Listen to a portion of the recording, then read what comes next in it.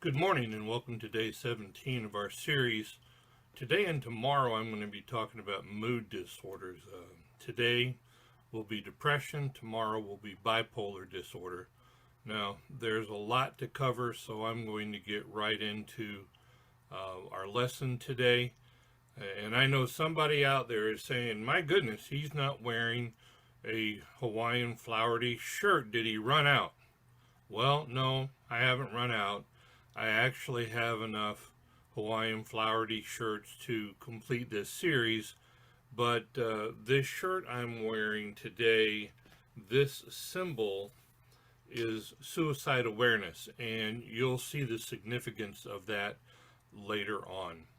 So let's go ahead and get started. I said there's two key moods to mood disorders. One of them is unipolar depression, which is described as feelings of extraordinary sadness and dejection for at least 2 weeks, and there has to be 5 of 8 other symptoms in order to make a clinical diagnosis. Tomorrow we'll be talking about bipolar disorder, and bipolar is marked by a sense of mania, which is intense and unrealistic feelings of excitement and euphoria for at least a week. Now, that's all I'm going to say about bipolar today because tomorrow is its own day. But in either of these mood disorders, normal mood states can and do occur at any time. So you could have a depression that's interrupted by normal moods and then go back to a depressed state. That's not at all unusual. So, major depressive disorder, it's also known as major depression. In this disorder, only depressive episodes occur. There's never a manic, hypomanic, or mixed episode, and depression can occur at any time in the life cycle. There has to be at least 5 symptoms in the same 2 week period, and at least one of the symptoms has to be either a depressed mood or loss of interest or other pleasure. It is the second most common disorder worldwide following anxiety disorders, and we'll be talking about anxiety disorders uh, later in the series. Women are overrepresented in diagnoses of depression. 2 times more women than men have the diagnosis of depression. However, after the age of 65, the rate evens out. Few major depressive disorder episodes occur without anxiety. Now, I said just a moment ago, anxiety is the most common diagnosis. So, if you have depression, it's pretty likely that you also suffer from some sort of anxiety, which again we'll talk about in a couple days. Depression is rare in childhood, but it increases in adolescence, and that's when the gender differences emerge. If you're going to have what is called remission, your depression fades into the background, that requires that there's no symptoms of depression for at least 2 months. Now, if there's a return of symptoms, then if there has been only a short period of time, then that's called a relapse. If, however, you go for an extended period of time, greater than 2 months, then what you have is a recurrence. There are other types of depressive disorders, persistent depressive disorders. This is a really not very friendly disorder. This is when you feel depressed most of the day for more days than not. It's chronic. It has to be in place for at least 2 years, and it has to be at least 1 year for children. The way I describe this when I have a client who has pervasive depressive disorder is I have felt so bad for so long, it now feels normal. The prevalence of pervasive depressive disorder is somewhere between 2.5% and 6% of the population. Double depression is really ugly.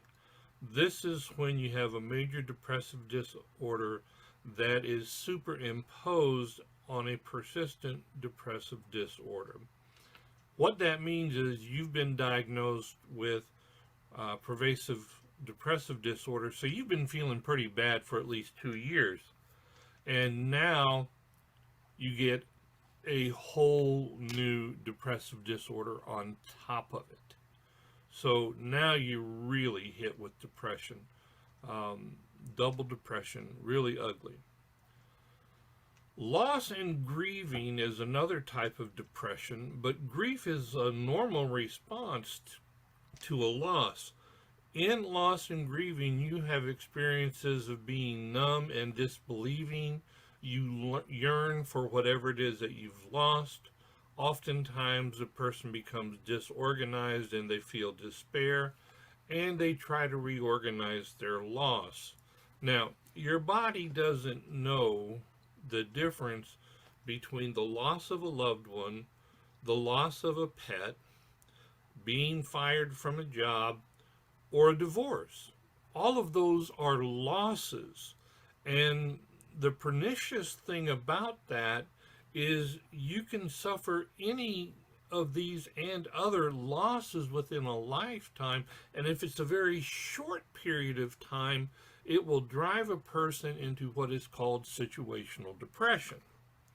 But when we're talking about loss, and particularly the loss of a loved one, the Kubler-Ross model for the 5 stages of grief, I think, make a lot of sense. It's kind of controversial, not that controversial, but some psychologists think it's pretty good, and some don't think it's worth anything at all. But to me, it describes what happens when somebody goes through a loss. First, you have denial. No, this didn't happen to me. And then you get angry. And the third step is bargaining. Oh God, don't let this happen. I will do anything if I don't have to suffer this loss.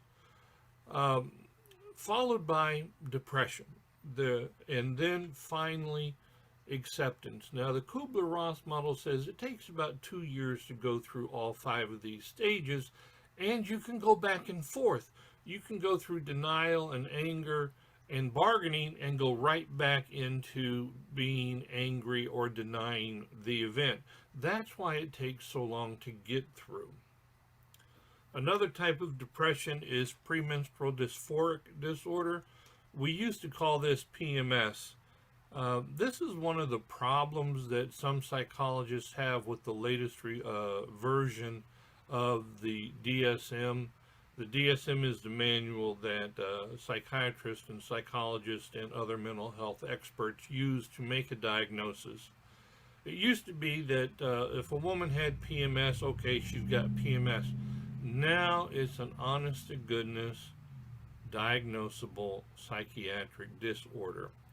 I don't like that. I mean, enough women have what used to be called PMS, now premenstrual dysphoric disorder, but we're psychopathologizing normal events in the life of a human, and I don't really care for that. The last one we're going to talk about is postpartum blues. This is diagnosed as a depressive disorder with peripartum onset. I wasn't there when they named it. I don't know why they name things the way they do. We used to call this the baby blues. A woman has a baby, and for some period of time, she enters into a time of depression. Now, most people think having a baby is a pretty fancy thing in the life of a person or a family. But the thing is, a depressive disorder can follow good events. It's not at all uncommon. So, what then do we know causes depression? Well, some people have a biological predisposition to depression. Depression is 3 times more common in blood relatives, mother, father, sister, brother. possibly even aunts and uncles, grandparents, but you get a little bit past that, you're stretching it a bit. In identical twins, it's 2 times greater than the general public. The chemicals in our brain are called neurotransmitters, and there are factors involving not enough norepinephrine, dopamine, or serotonin. Those are 3 of the most common neurotransmitters. Hormones can cause depression. In people who are depressed, cortisol, which is a hormone released by the adrenal glands, is higher in depressed patients. In brain function, there is what is called the hypothalamic pituitary thyroid axis, and that becomes deregulated. Now, let me give you a brief explanation of what that is. The hypothalamus is an area in the brain, right in the center of the brain, and the pituitary gland is a little bit forward of that. The pituitary gland is called the master gland because it controls all the other glands in the endocrine system. And the hypothalamus controls the pituitary gland. And of course, most of us know the thyroid glands are right here. And those 3 form a triangle, and if there's dysfunction in there, then oftentimes depression will result. There are also psychosocial situations that will have a depression as a result. Many times it is called situational depression. As a matter of fact, I myself went through about 18 months of a situational depression in my 30s. I told you all these life events can happen. What happened with me? Well, let me take a step back. We all have a baseline of functioning, and that's normally where we are. We might waver a little bit, we're up or down, but not too big. So our baseline functioning, I lost my job. So now I'm below baseline, and I'm not feeling really good. Then my mother died. And then I was in a car accident that required surgery. So from my normal level of baseline, I am now down here, and it took me about 18 months to get back up into the normal range of functioning. Now, I was not a psychologist at that time, and I didn't understand what was going on with me. I knew things were wrong, but I didn't know what. And unfortunately, that describes a whole bunch of people. And when people are depressed, other people don't really understand. Even my pastor at the time told me, just shake it off. Go out and get yourself a job. Well, that's easy to say, but when I'm feeling inside of me that I don't have anything to offer the world, why would anybody want to hire me? That was my mindset. Now, thank God I came out of the depression, and about 1/3 of people who are depressed do come out of depression on their own.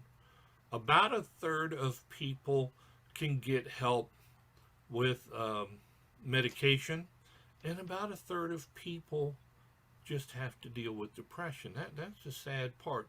But the good news is about 2/3 of people can get help, some all by themselves and some with medication.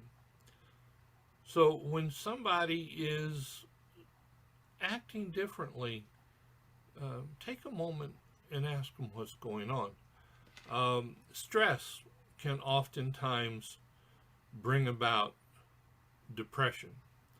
Now, I'm going to try something new here. I'm going to pause this recording because I'm going to try to bring something up, but I hope it won't be skippy. But let's give this a try. Now, what I'm going to do, I'm going to share my screen for just a moment. Let me give this a try. All right, you should now be seeing a slide on your screen that says depression versus locus of control. This helps explain why some people get depression If you have an optimistic style of life, or if you have a depressive style of life, then when events or stress comes about, if you say, this is only a temporary setback, is this in all parts of my life? No, everything else is okay. And was I the cause? No, it really wasn't my fault. Then you probably will not experience depression. On the other hand, if you internalize this and you say, is this a long term thing? Yes, it's going to last. I don't know what I'm going to do. Is it all parts of my life? Yes, I'm terrible. I don't know what I'm going to do. And finally, was it my fault? Then, in all likelihood, you're going to feel some depression. Now, I'm back. I hope you can see me again. Um, there is also something called the cycle of depression. I'm going to show you this as well. Give me just a moment here. And you should now see the cycle of depression. And it really doesn't matter where in this cycle that you start. If you are just kind of having a depressed mood, and then you move into some behavioral things, and you have negative experiences, and you focus it and you self-blame, well, that can bring about depression. On the other hand, you can just have a negative experience, such as I did. Well, then you begin the cycle somewhere else. And it really doesn't matter where it happens, but it is a vicious cycle. And once again, I'm back. There was a man called Aaron Beck, and in the 1970s, he came up with what is called the cognitive theory of depression. He said that the schemas that people have in life, and we've talked about schemas, it's how you organize your life. If you have schemas that tend to be depressive and you have dysfunctional beliefs, well, then depression comes along. It was developed during childhood and adolescence. This is when this begins to start, and it becomes from, or it comes from, a function of negative experiences. In Beck's theory, the beliefs predispose a person to depression. So you've got all these negative thoughts. Remember what I said about negative thinking just a moment ago. And then when you have current stressors or a depressed mood, then it begins to develop automatic thoughts, and most of our automatic thoughts are not all that great. Beck came up with what he called the depressive cognitive triad, and I'm going to try to show you that as well. So you should now be seeing a slide that shows us the three negative schemes, and here they are: negative view of the self, negative view of the world, and negative view of the future self, future world.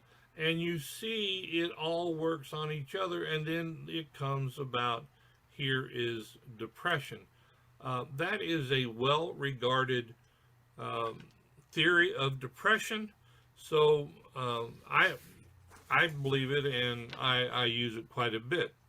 There tends to be negative cognitions that maintain the negative triad.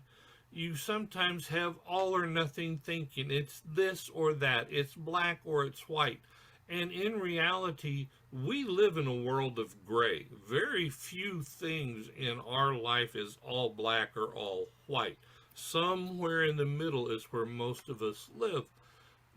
There is something called selective abstractions. This is when we focus on the negative events in our life and we disregard the positive things. And we selectively remember negative events. Very few people have all negative events in their life. There are some, I'm sure. I've never run across anybody who had nothing but negative experiences. And even in therapy, I've talked to people and they say nothing good ever happens. And so we begin to talk and, we begin to name things. Do you have a significant other? Do you have any children? Well, typically those are positive things, but most people don't have all negative things going on in their life. People who are depressed, according to Beck, will jump to conclusions with little or no evidence. That's that negative thinking that's maintaining the depression. A man named Martin Seligman at the University of Pennsylvania, he gets the credit for this. He was not the only person who was working with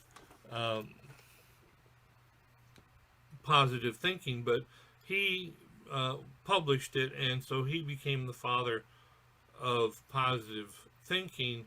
But part of positive thinking, the opposite of it, is learned helplessness. Learned helplessness is when so many things go wrong that you come to believe that nothing you can do will benefit you. We see it in animals, we see it in people. And the way it was first described,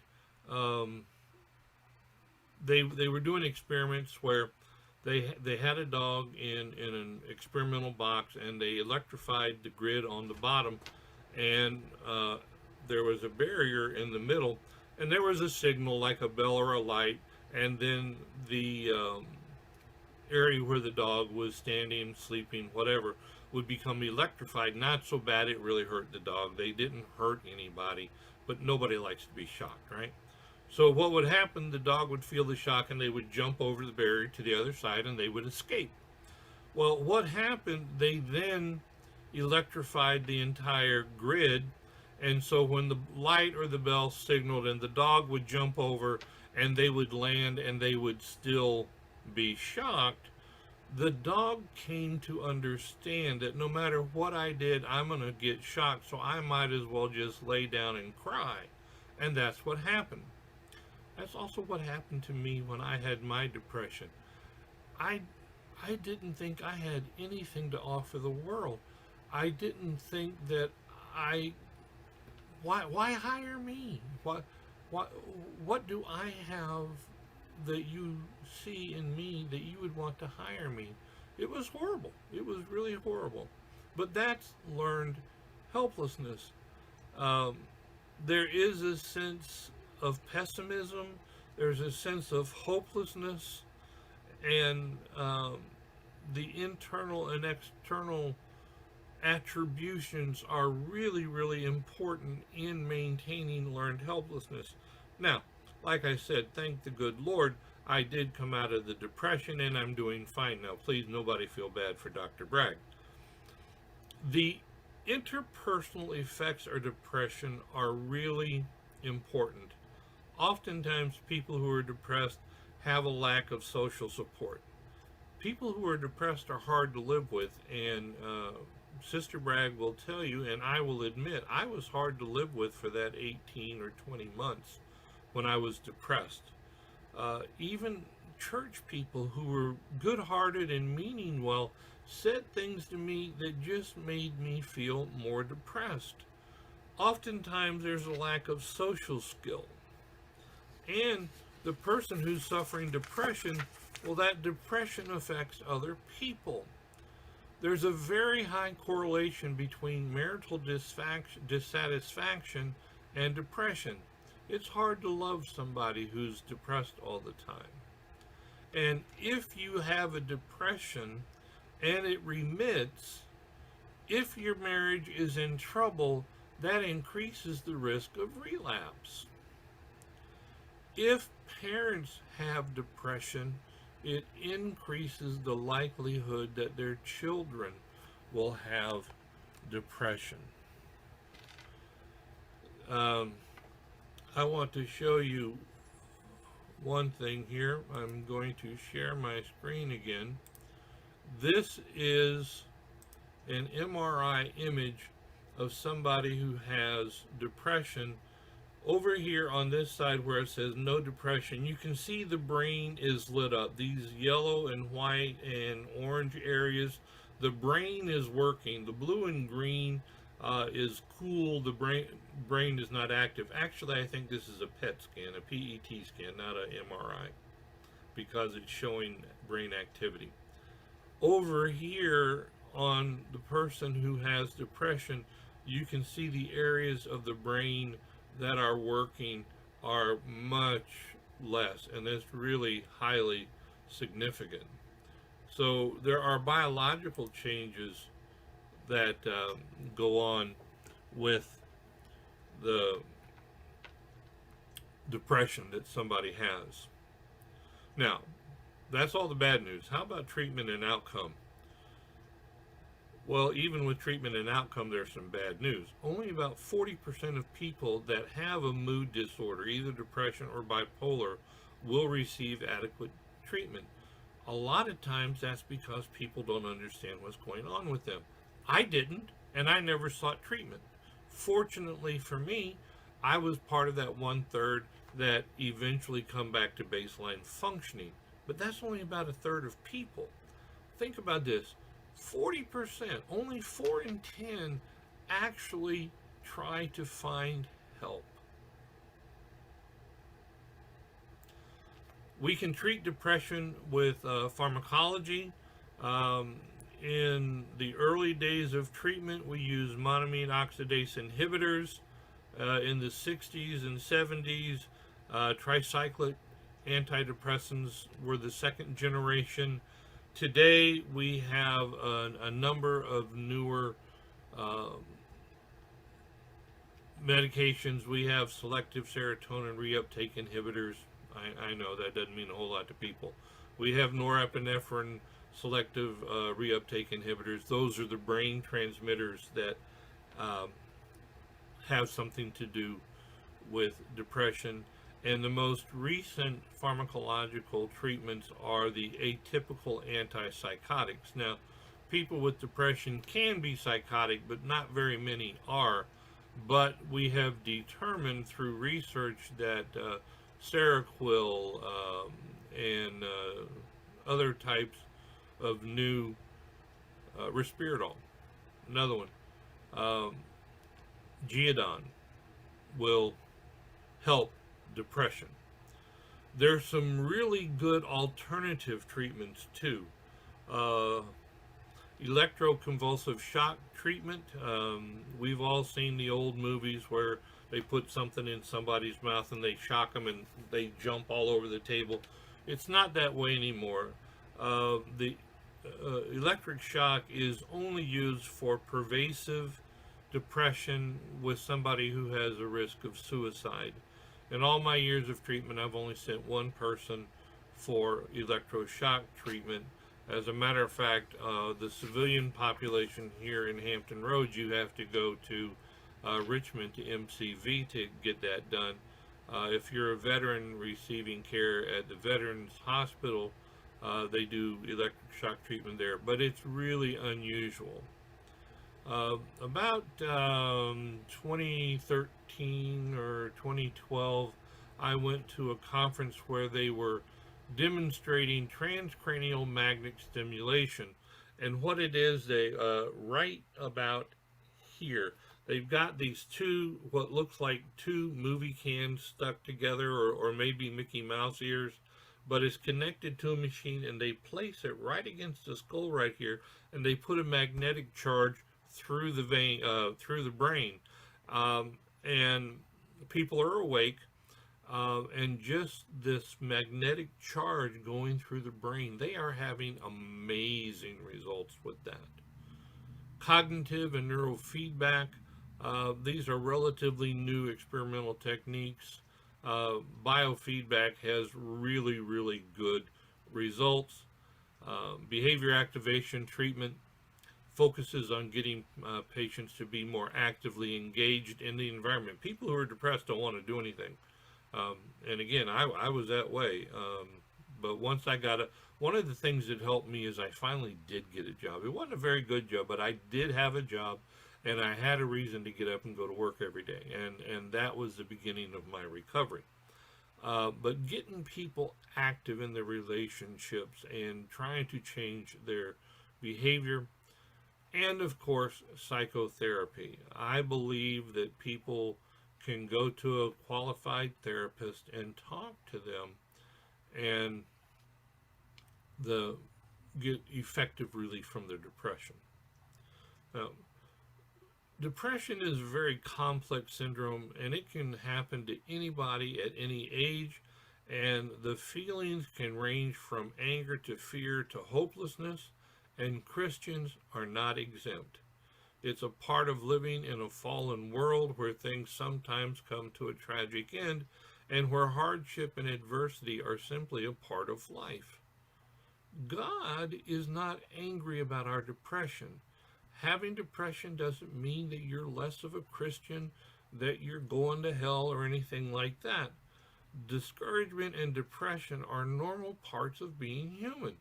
It can be triggered by the death of a loved one, illness, loss of a job. All that stuff happened to me. A loss of status, a divorce. Here's something that happens to people between 18 and 24. I talked about this on Wednesday night a week or so ago. The stress that's involved in leaving home and and a lot of other traumatic events. The Bible does not give any kind of indication that depression is a punishment from God, or that he punishes people because they are sad. Rather, he acts as a loving father. The Bible gives us several examples of depression of various kinds. So it shows that depression and the related emotional problems can be follow those who are Christians. We can be afflicted with depression even if we are a great Christian. Hannah was the mother of perhaps the most powerful prophet in the Old Testament, Samuel. Now, maybe he's not, and we can argue that philosophically at another time, but Samuel is the one who anointed King David. So, an important prophet. Nonetheless, Hannah had to deal with situational depression. She was one of two of Eli's wives, Eli being the prophet at the time.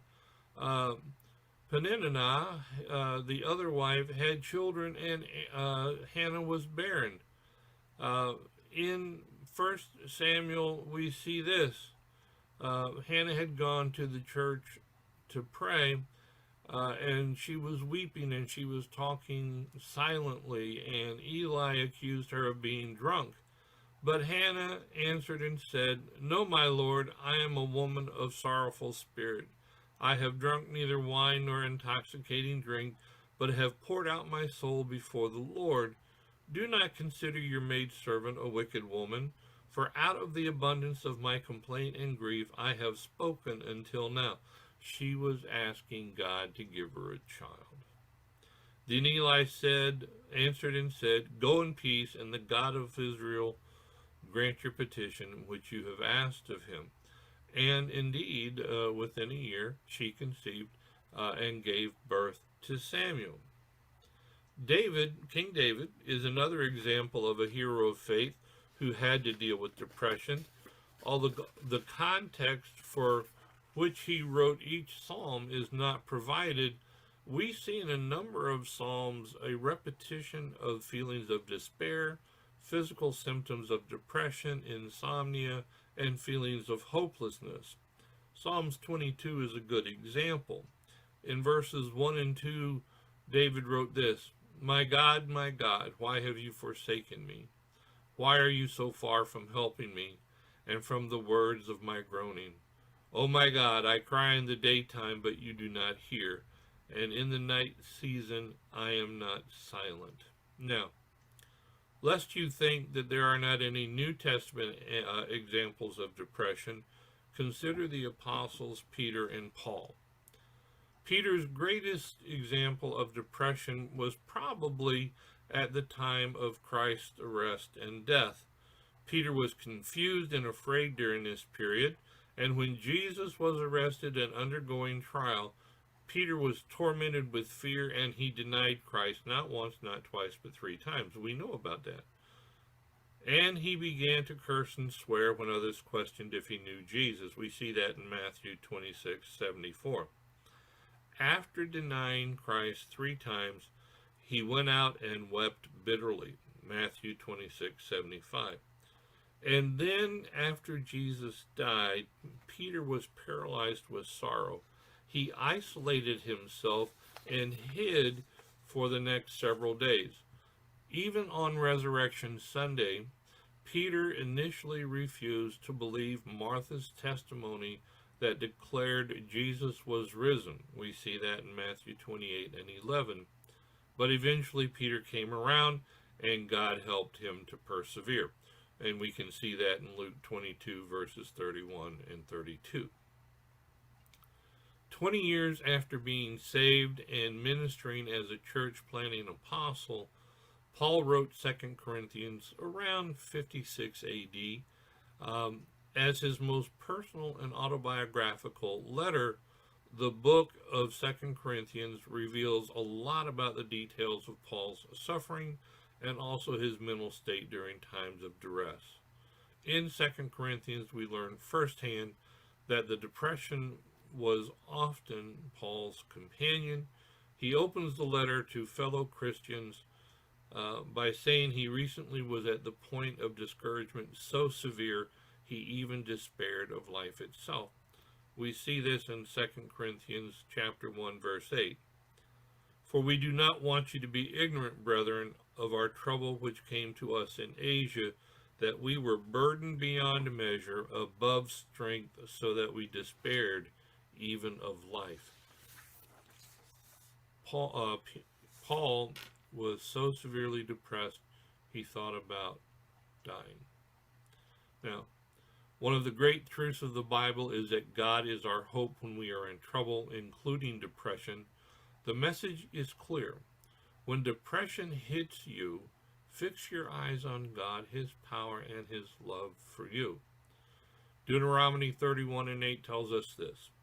And the Lord, he is the one who goes before you. He will be with you. He will not leave you or forsake you. Do not fear nor be dismayed. And Jesus himself said this in Matthew 28:20, after the Great Commission, teaching them to observe all things that I have commanded you, and lo, or behold, or hey, pay attention, I am with you always, even to the end of the age. Amen. That's what Jesus said. Jesus will never leave or forsake us, even when we are in the depths of despair. Now that's depression. I'm going to follow this up with a very serious topic, and it goes to why I'm wearing this shirt today, and that's suicide. In 2020, the year that my son took his own life, 45,979 people died by suicide in the United States.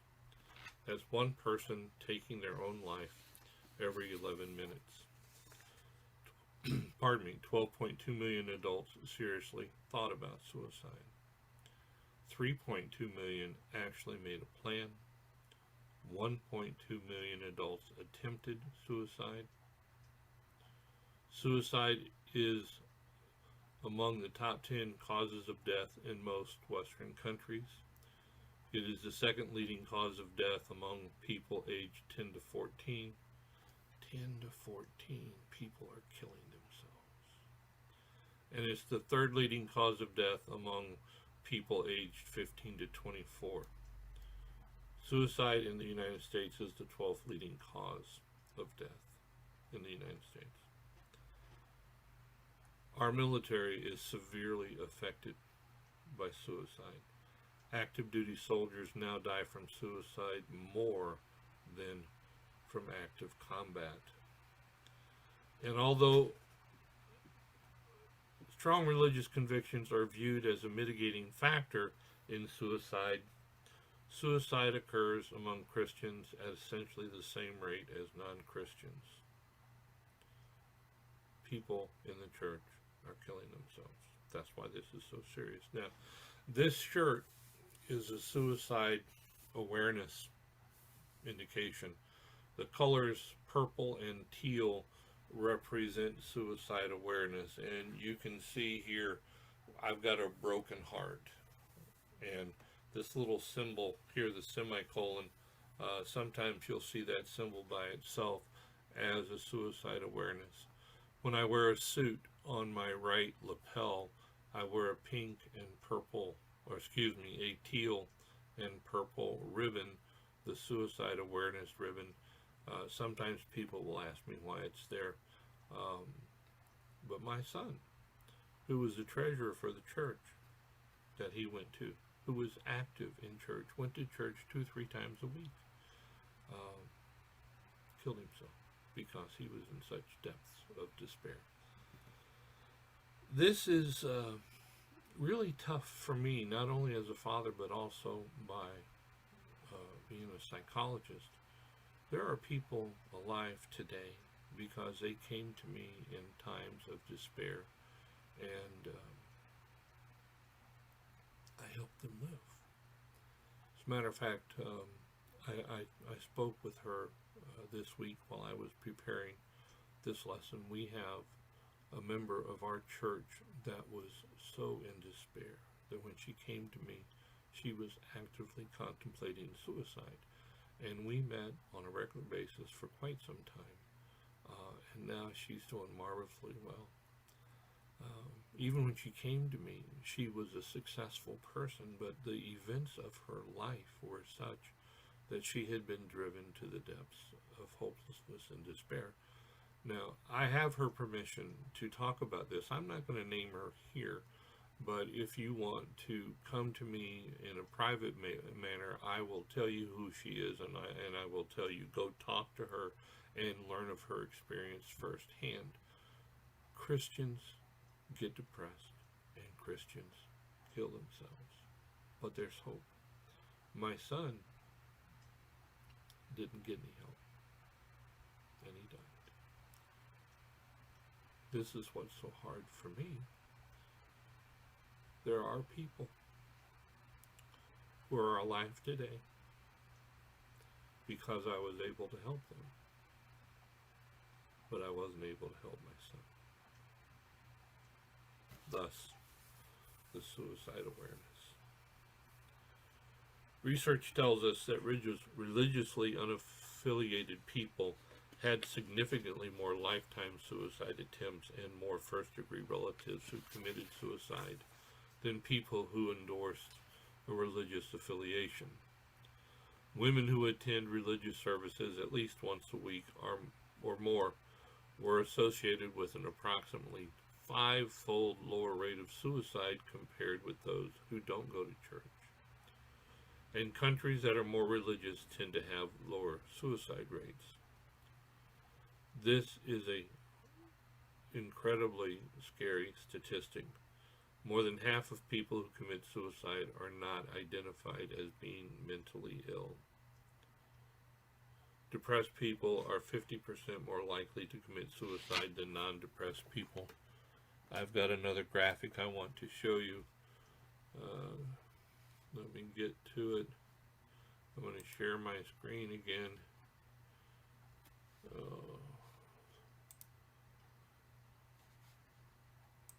This is a chart in the United States of people who are in danger of suicide, and we can see the green is men across the board. It doesn't matter your ethnicity.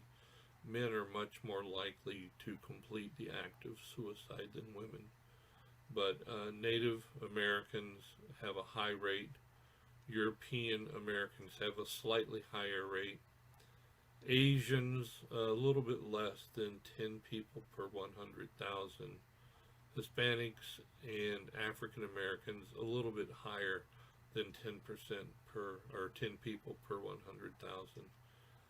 Those are all men. The women, as you can see, are lower across the board, with African American women being the least likely to attempt suicide. Now, this is a map of the world where you can see where suicide is hot. Now, you probably can't see very well the legend down here, but where the bright red is, this is Asia and almost all of Russia. Um, 15 or more people per 100,000 commit suicide.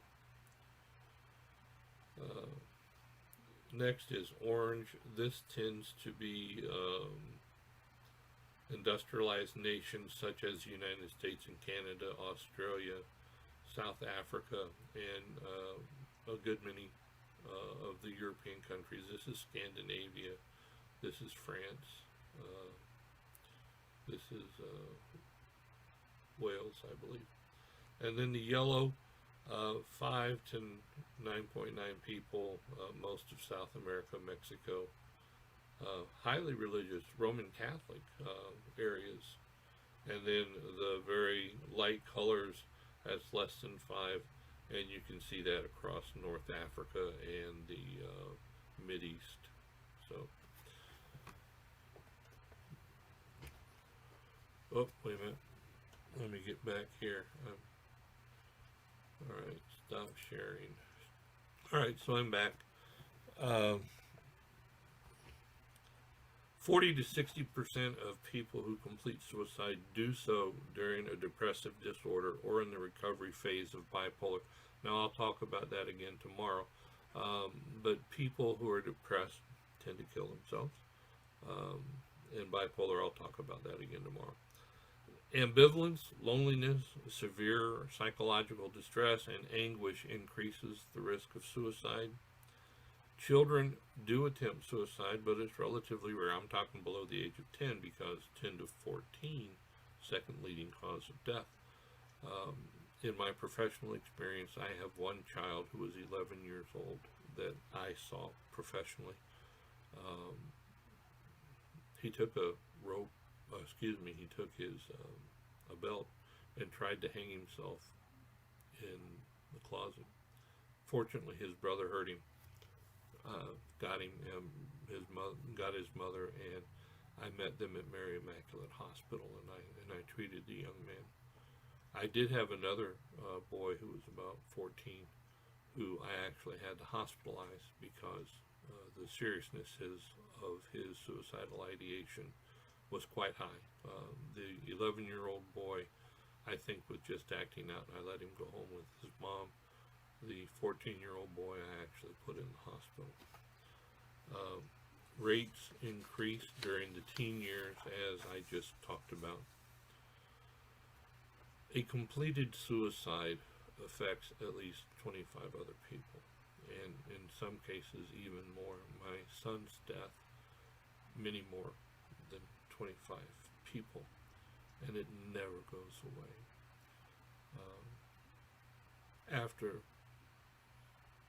After our son died, people asked, "Are you okay?" And my wife and I struggled with that. And after a while, we spoke to each other and we discovered the answer to that question is, no, we're not okay. It's never going to be okay, but we are getting better. And it does get better. Now, you might notice I'm struggling a little bit emotionally here. Most of the time I can talk about my son's suicide in a clinical manner, and sometimes not. I'm talking in greater detail today than I normally do, but it's never okay. It's never okay. The clinical issues and causal factors of suicide, the peak range of age for attempts is between 18 and 24. And again, I've talked about that in a previous video, or actually it was a lesson on Wednesday night. You can go back and take a look at that if you want. It used to be 25 to 44, but the pressures that our young people face today have increased the rates. Women are 4 times more likely than men to attempt suicide, but men succeed more often. And that's because of the means that men and women choose to attempt attempt suicide. Men tend to use more lethal means. Women might do things like take pills or something like that. Men do much more violent damage to themselves. The highest rate of suicide completion is over the age of 65. The elderly, generally speaking, the risks of elderly people committing suicide are decreasing, but Caucasian males over the age of 85 are at the greatest risk for suicide. When we talk about young people, the rates for children is increasing, and that's incredible. There's been a 70% increase in children between the ages of 5 and 14. Since 1981. There is an increased risk if a child has lost a parent or has been abused. When we talk about adolescents and young adults, the rates are raising across the world. It's the third most common cause of death between the ages of 15 and 24, and it's the second leading cause of death among college students. And as I mentioned, the men and women do damage to themselves in different ways. Now, what are the high-risk groups? People who are depressed, people who have schizophrenia, alcoholics, people who are divorced, people who live alone, and there are certain professions that tend to be at a higher risk. These are creative and successful scientists, physicians, psychologists, businessmen, and artists. Those tend to be at higher risk. And ladies and gentlemen listening to me today, this is a devastating statement. Pastors of churches are at a high risk for suicide. According to the Schaeffer Institute, 70% of pastors constantly fight depression. 71% of pastors feel burned out. 72% of pastors say they only study the Bible when they are preparing for sermons. 80% believe that pastoral ministry has negatively affected their family. And 70% say they don't have a close friend. All of this are risk factors for our pastors. We need to pray for our pastor on a daily basis, no matter where you are. We need to support our pastor. We need to let him know, or her know. Of course, we do have female pastors. Forgive me for that. But our pastors need to know that we support them. We need to make an effort to be there for them. We need to let them know that they are not alone. The risk factors for suicide are isolation, helplessness, and hopelessness. If there is helplessness and hopelessness together, that's an incredible risk factor. A mood disorder, substance abuse, particularly if alcohol is involved, and believe it or not, treatment with antidepressants. There's a reason for that.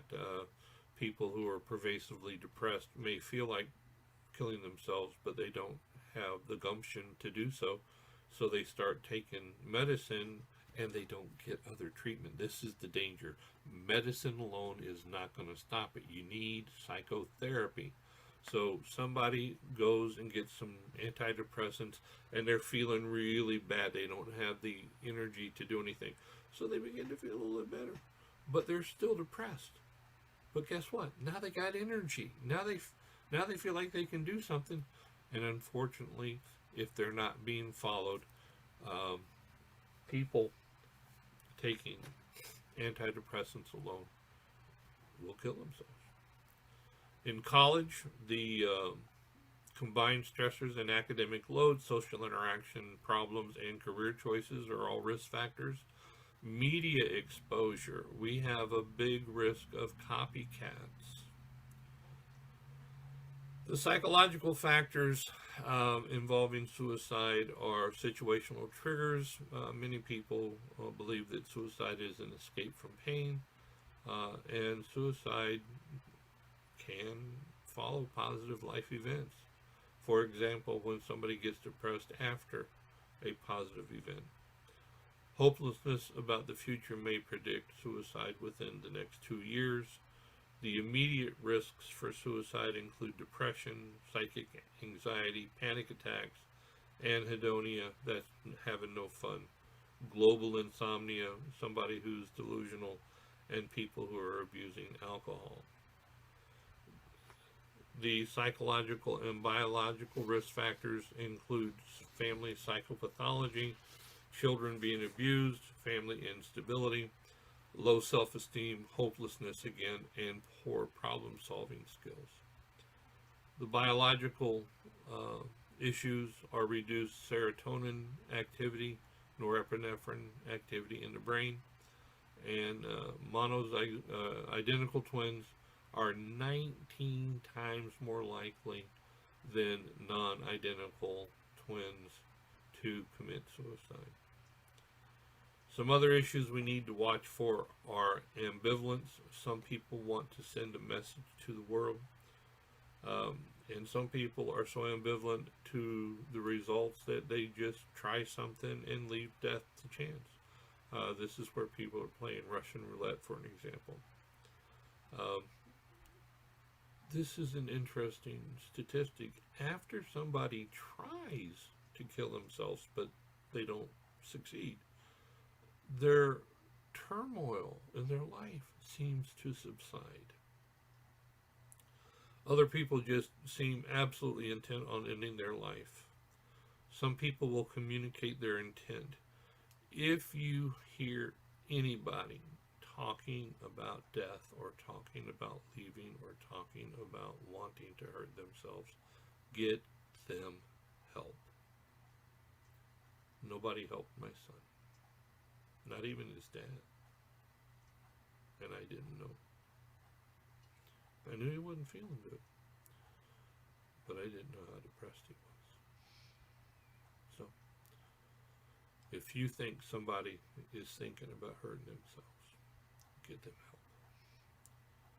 40% of people who attempt suicide will make a specific statement of intent. Another 30% will talk about death and dying.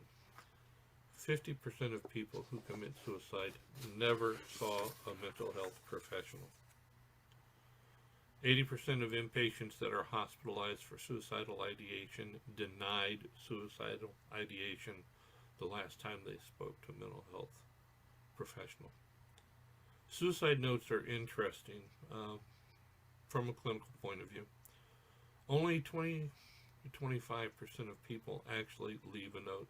And because of my profession, I have seen more than my fair share of suicide notes. Typically, they are coherent and legible, but they don't give you any indication or significant insight as to why. And so,